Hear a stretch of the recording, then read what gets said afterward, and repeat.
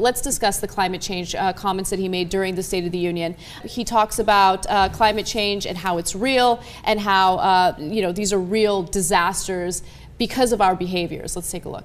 For the sake of our children and our future, we must do more to combat climate change. The fact is, the 12 hottest years on record have all come in the last 15. Heat waves, droughts, wildfires, floods, all are now more frequent and more intense. We can choose to believe that Superstorm Sandy and the most severe drought in decades and the worst wildfires some states have ever seen were all just a freak coincidence. Or we can choose to believe in the overwhelming judgment of science and act before it's too late.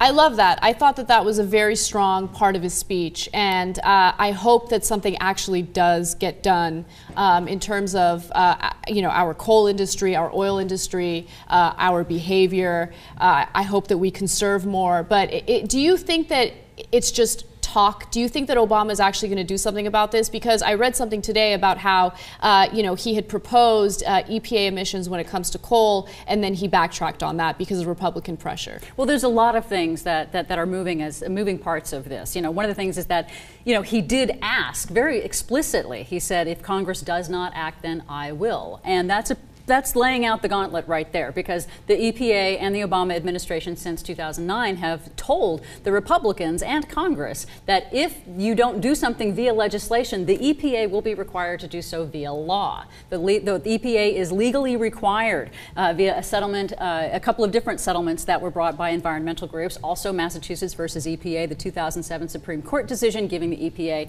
the authority to regulate greenhouse gases if they found them to be a threat to human health, which frankly climate change is.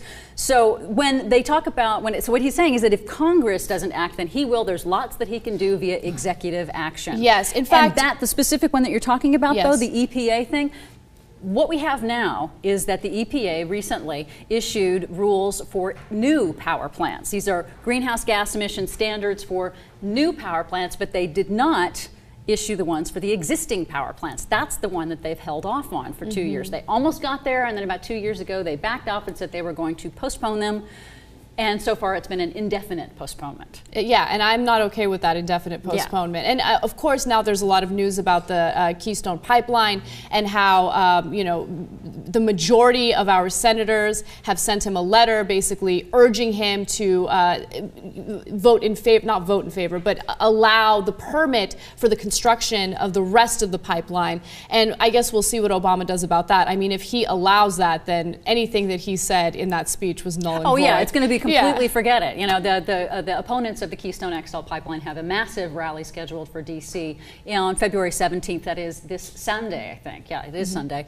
That they are going to do another big rally and get themselves arrested. And they say, essentially, the Sierra Club director, Michael Brune, said that, if he does not disallow the Keystone XL pipeline, then they're going to essentially say that everything else he says is bunk. Exactly. Again, he can make all of these moves. He can do the energy efficiency proposal that he mentioned, and that is a big deal. Our buildings and our cars use up are 30% of the emissions of the United States. So if we can just cut down the waste in the energy of our buildings. We basically trail the rest of the world in energy efficiency. So that's a major deal that he can do. And he's talking about making money available for that via some race to the top grant programs for the states. These are things that mechanisms that can actually work. So Obama does talk about how he's willing to work with Congress, but if Congress is unwilling to work with him, he's not opposed to executive actions. In fact, let's take a look. If Congress won't act soon to protect future generations,